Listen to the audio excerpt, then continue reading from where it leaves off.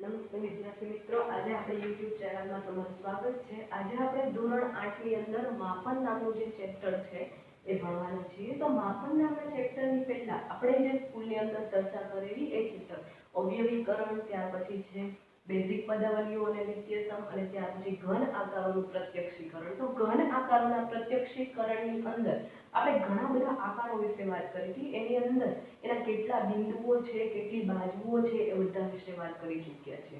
હવે માપન નામના ચેપ્ટરની અંદર ઘણા બધા આકારોની અંદર એના ક્ષેત્રફળ અને પરિમિતિની વાત આવે છે। તો આપણે આગળના ધોરણની અંદર એટલે કે 7મા ધોરણમાં પરિમિતિ અને ક્ષેત્રફળ વિશે ભણી ચૂક્યા છે। તો કે પરિમિતિ એટલે શું, એક વખત રિવિઝન કરીએ તો કોઈ પણ બંધ આકૃતિની સીમાના સરવાળાને શું કહેવાય છે, એમની પરિમિતિ કહેવાય છે। ત્યાર પછી વાત કરીએ તો આપણે ક્ષેત્રફળ એટલે શું, તો કે કોઈ પણ એક સમતલની અંદર, ધારો કે આ બોર્ડ છે, આખું શું છે, એક સમતલ આપણે ધારી લઈએ, તો એની અંદર કોઈ આકૃતિ, બંધ આકૃતિ આવેલી હોય, બંધ આકૃતિ મતલબ એનો કોઈ પણ છેડો એક પણ ખુલ્લો હોવો જોઈએ નહીં। તો આ બંધ આકૃતિ વડે ઘેરાયેલા ભાગને એમનું ક્ષેત્રફળ કહેવાય છે। પછી કોઈ પણ જાતની આકૃતિ એની અંદર હોઈ શકે છે। માપન નામના ચેપ્ટરની અંદર આપણે શું ભણીશું એની મુદ્દાઓની ચર્ચા કરીએ તો અત્યાર સુધી જે વસ્તુ આપણે ભણતા હતા, લંબચોરસ, ચોરસ, ત્રિકોણ, વર્તુળ, તો કે એમની પરિમિતિ છે, એમના ક્ષેત્રફળ છે, આવા ઘણા બધા આકારોના વ્યવહારિક ઉદાહરણો આવે છે। ધારો કે આપણે અહીંયા એક એક્ઝામ્પલ તરીકે લીધેલું છે, સ્વાધ્યાય 11.1 ની અંદર કે એની અંદર લંબચોરસ અને ચોરસ છે, ક્ષેત્રફળ વાળું બે ખેતર આવેલા છે। તો એમનામાંથી તો કે બંનેના માપ આપેલા છે, લંબાઈ અને પહોળાઈ, તો એની અંદરથી કયા ખેતરનું છે એ ક્ષેત્રફળ વધારે થાય છે। તો આવી બધી આપણી નજીવી બાબતો આપણે જાણી ચૂક્યા છીએ। હવે આપણે જે ભણવાનું છે એની અંદર એક વસ્તુ તમારે અહીંયા વધારે ભણવાની આવે છે, સમાંતર બાજુ ચતુષ્કોણ। તો કે સમાંતર બાજુ ચતુષ્કોણ વિશે પણ આપણે ચતુષ્કોણ નામના ચેપ્ટરની અંદર માહિતી મેળવી ચૂક્યા છે।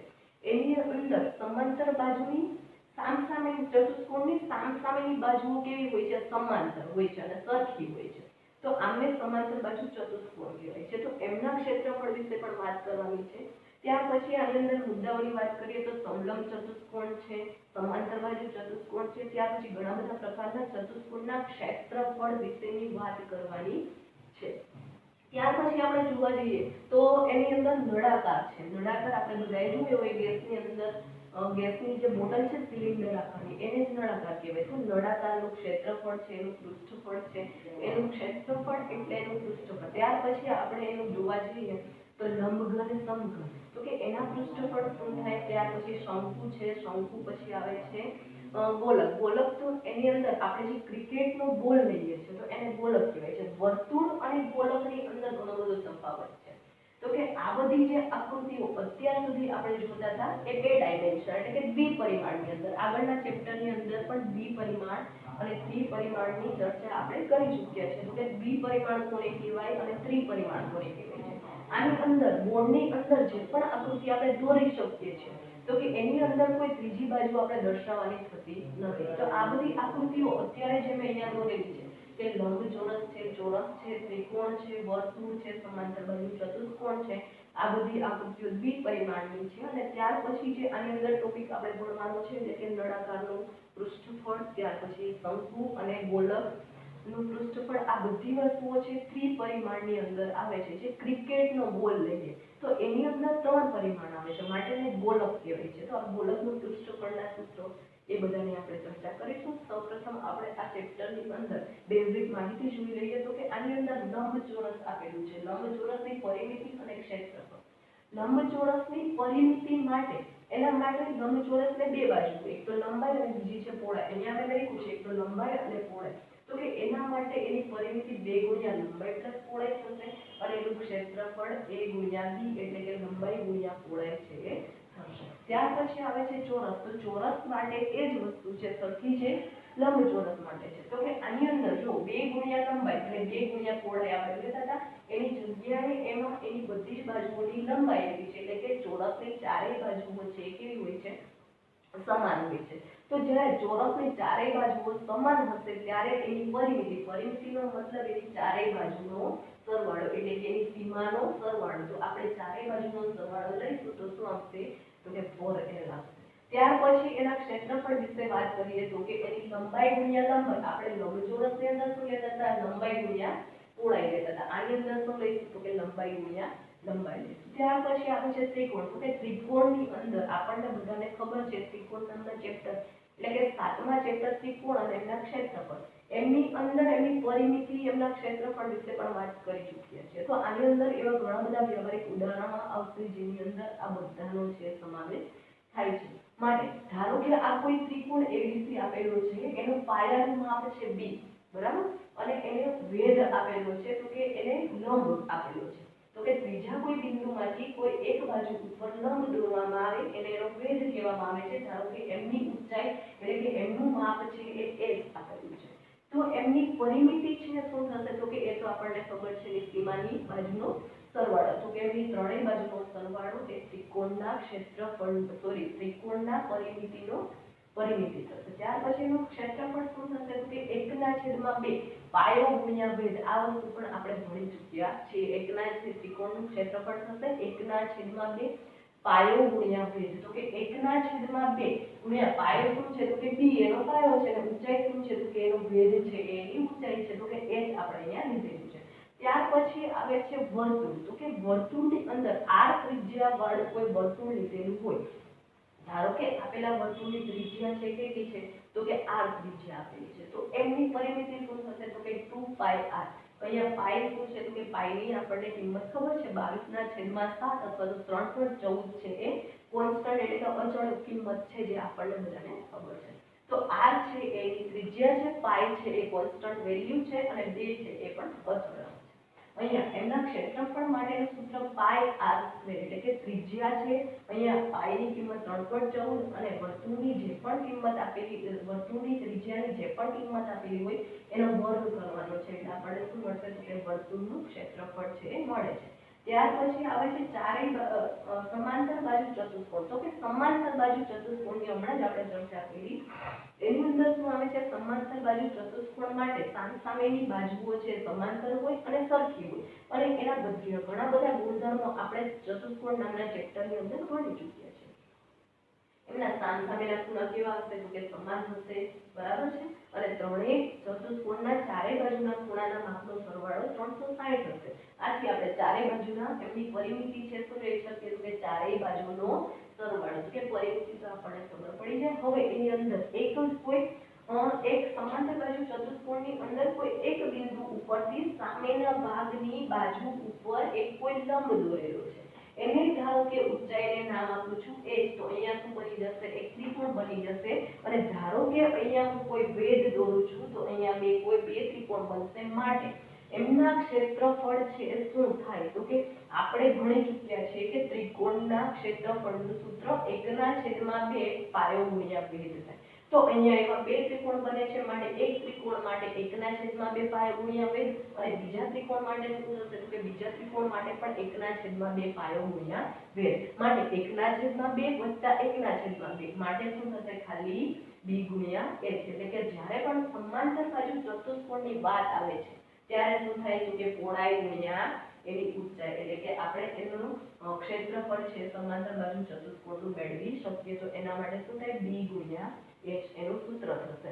હવે એના પછી આપણે વાત કરવાની છે સ્વાધ્યાય 11.1 ની આ બધી બેઝિક માહિતી છે એ આપણે આગળના ધોરણમાં પણ ભણી ચૂક્યા છીએ અને આગળના ચેપ્ટરમાં પણ ભણી ચૂક્યા છીએ કે ત્રિકોણના ક્ષેત્રફળ વિશે. ત્રિકોણ નામના ચેપ્ટરની અંદર સમાંતર બાજુ ચતુષ્કોણ નામના ચેપ્ટરની અંદર ભણી ગયા છીએ. ત્યાર પછી લંબચોરસ, ચોરસ, વર્તુળ એ બધી માહિતી આપણે 5મા ધોરણથી ભણતા આવીએ છીએ. હવે શું જોવાનું છે તો કે સ્વાધ્યાય 11.1 ની અંદર પહેલો જે દાખલો તમારો છે એની અંદર શું આપવામાં આવ્યું છે તો કે આકૃતિમાં દર્શાવ્યા મુજબ એક લંબચોરસ અને એક ચોરસ ખેતરના માપ આપવામાં આવ્યા છે. તો અહીંયા મેં એક આકૃતિ દોરેલી છે, ધારો કે આ ચોરસ ખેતર છે અને આ લંબચોરસ ખેતર છે. ચોરસ ખેતરની બાજુનું માપ આપવામાં આવ્યું છે 60 મીટર અને લંબચોરસ ખેતરની બાજુનું માપ, એક બાજુનું માપ આપવામાં આવ્યું છે લંબાઈનું માપ 80 મીટર, પણ એની પહોળાઈ આપવામાં આવી નથી. તો સૌપ્રથમ એનું ક્ષેત્રફળ મેળવતા પહેલા આપણે લંબચોરસ ખેતરને શું મેળવવું પડશે તો કે એની પહોળાઈ છે મેળવવી પડે. અને બીજી વસ્તુ આની અંદર શું આપી છે તો કે જો બંને ખેતરોની પરિમિતિ સમાન હોય, એટલે કે આ બંને ખેતરોની પરિમિતિ એટલે કે એની સીમા કેવી આપેલી છે, બંને ખેતરોની સમાન આપેલી છે, તો એમના કયા ખેતરનું ક્ષેત્રફળ છે વધારે હશે એ આપણે વસ્તુ મેળવવાની છે. તો કે આ ચોરસ ખેતરનું ક્ષેત્રફળ વધારે હશે કે લંબચોરસ ક્ષેત્રફળ વધારે હશે, એ આપણે વસ્તુ મેળવવાની છે. તો આપણે ક્ષેત્રફળ મેળવતા પહેલા શું મેળવવું પડે તો કે આની અંદર પરિમિતિ બંનેની સમાન આપી છે, એનો મતલબ કે એનો ઉપયોગ ક્યાંક આપણે કરવાનો થશે. ક્યાં કરવાનો થશે તો કે આનું ક્ષેત્રફળ છે આપણને ડાયરેક્ટ મળી જાય. ચોરસનું ક્ષેત્રફળનું સૂત્ર લંબાઈ ગુણ્યા લંબાઈ, એટલે એની ચારે બાજુનું માપ સરખું હોય, એટલે ખાલી એની અંદર માત્ર શું જોઈએ છે આપણે લંબાઈનું માપ જ જોઈએ છે. અને આની અંદર લંબાઈ ગુણ્યા પહોળાઈ બંને જોઈએ છે. તો આની અંદર માત્ર લંબાઈ આપેલી છે, માટે આપણે શું જોઈએ તો કે પહોળાઈ મેળવવી પડશે. જે કોના આધારે મેળવીશું તો કે બંનેની પરિમિતિ સમાન છે, માટે પહેલા ચોરસની પરિમિતિ મેળવી લઈએ અને આની સાથે સરખાવીએ એટલે શું મળી જાય તો કે લંબચોરસ ખેતરની પરિમિતિ છે એ મળી જશે. હવે અહીંયાથી આપણે દાખલાની શરૂઆત કરીએ તો ચોરસની લંબાઈ આપણે કેટલી સમાવી તો કે 60 મીટર. તો ચોરસની પરિમિતિ કેટલી થશે તો કે 4 ગુણ્યા એની લંબાઈ, એટલે કે એક બાજુ, બે બાજુ 3 અને 4, ચારેય બાજુ ગુણ્યા લંબાઈ કરીએ એટલે આપણને એની પરિમિતિ છે એ મળી જાય. 4 ગુણ્યા 60 એની લંબાઈ આપેલી છે 60, માટે 4 ગુણ્યા 60 તો એનો જવાબ આવશે 240 મીટર. હવે બીજી વસ્તુ તમને શું કીધું કે તમારે આની બંનેની પરિમિતિ સમાન કીધી છે, માટે લંબચોરસની પરિમિતિ મેળવવી પડે. તો લંબચોરસની લંબાઈ અહીંયા આપવામાં આવી છે 80 મીટર અને ત્યાર પછી શું આપવામાં આવ્યું કે બંને ખેતરની પરિમિતિ કેવી છે સમાન, માટે આ બંનેની પરિમિતિ આપણે સરખાવવી પડે. તો કે લંબચોરસની પરિમિતિ બરાબર ચોરસની પરિમિતિ. અહીંયા લંબચોરસની પરિમિતિનું સૂત્ર મૂકીએ આપણે તો 2 ગુણ્યા લંબાઈ પ્લસ પહોળાઈ બરાબર ચોરસની પરિમિતિ આપણને મળી 240 મીટર બરાબર છે. હવે આની અંદર લંબચોરસની પરિમિતિ માટે આ લંબચોરસની લંબાઈ થશે, આ લંબચોરસની પહોળાઈ થશે, એની અંદર લંબચોરસની લંબાઈ મૂકીએ તો કે આપણને લંબચોરસની લંબાઈ કેટલી આપેલી છે 80 મીટર. તો કે 2 ગુણ્યા 80 પ્લસ b, કે b એટલે કે લંબચોરસ ખેતરની પહોળાઈ બરાબર 240. તો કે આનો ગુણાકાર આપણે કૌંસ ખોલીએ ગુણાકાર કરીએ તો 2 ગુણ્યા 80 એટલે 160 વત્તા 2 ગુણ્યા b એટલે 2b બરાબર કેટલા આવશે તો કે 240 આવશે. અહીંયા 2b 2b છે એને સૂત્રનો કરતા બનાવીએ તો 160, અહીંયા પ્લસ છે પેલી બાજુ જાય તો શું થઈ જાય માઈનસ થઈ જશે. હવે આની અંદર 2b બરાબર 240 માઈનસ 160 છે. જો 240 માંથી 160 બાદ કરીએ તો બરાબર જવાબ કેટલો મળશે આપણને 80 મળશે. ખાલી b એટલે કે લંબચોરસ ખેતરની પહોળાઈ જોઈએ છે, એટલા માટે b ને સૂત્રનો કરતા બનાવો તો 80 અહીંયા ગુણાકારમાં 2 છે, સામેની સાઈડ જાય તો શું થઈ જાય ભાગાકાર થઈ જાય. તો 80 ના છેદમાં 2 એટલે કે b બરાબર 40 મીટર છે એ જવાબ આપણને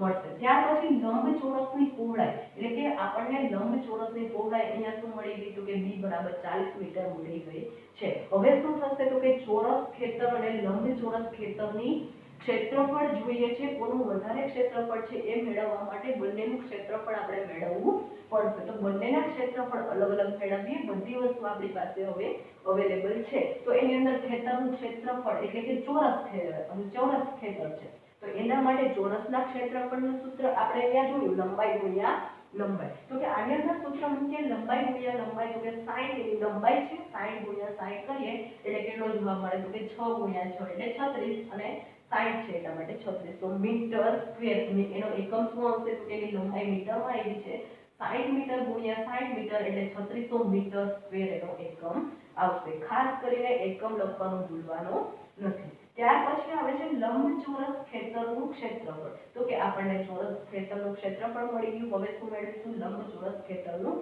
ક્ષેત્રફળ મેળવીશું. તો એની અંદર આપણને શું મળશે તો કે લંબાઈ ગુણ્યા પહોળાઈ. જે લંબચોરસના ક્ષેત્રફળનું સૂત્ર છે લંબાઈ ગુણ્યા પહોળાઈ. હવે એની અંદર તો કે લંબાઈ ગુણ્યા પહોળાઈ મૂકીએ તો આપણને લંબાઈ એની આપેલી હતી 80 મીટર અને એની પહોળાઈ કેટલી મળી તો કે આપણે અહીંયા મેળવેલી છે 40 મીટર. તો કે 80 ગુણ્યા 40 કરીએ એટલે 8 ગુણ્યા 4 એટલે 3200 મીટર સ્ક્વેર.